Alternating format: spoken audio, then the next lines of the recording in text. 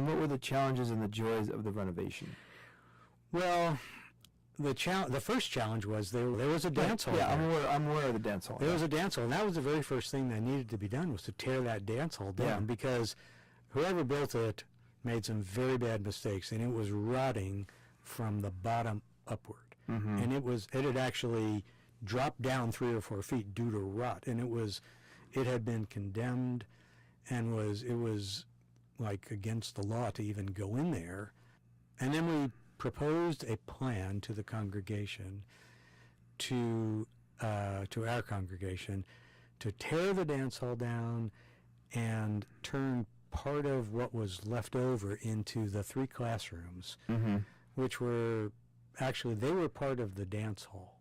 That's kind of an interesting thing, but the three classrooms were not part of the original building, but were part of the old dance hall, and it was actually the stage of the old dance hall. Oh. And an interesting note is that dance hall wasn't just like it wasn't just for Jewish activities. That was rented. That was an events hall, and that was rented out to whoever wanted to rent it.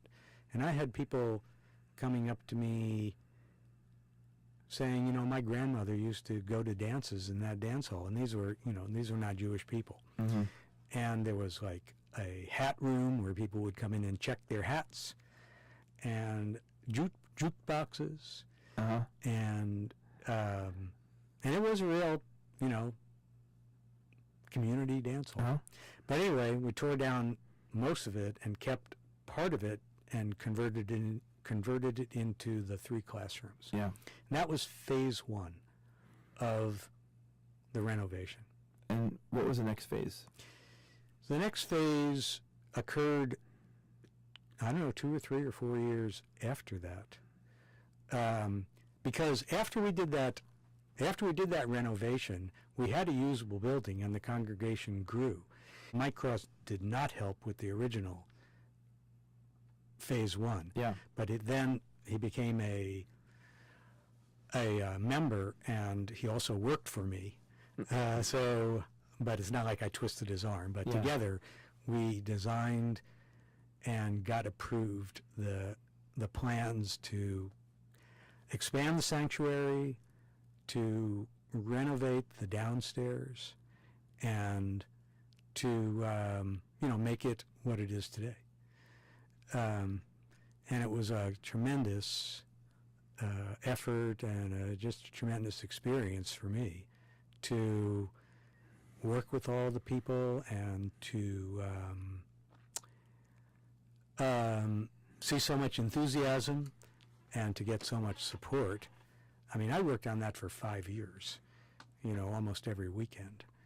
And I spent a lot of my vacations working on it also. But, we got so much done. Yeah. And it was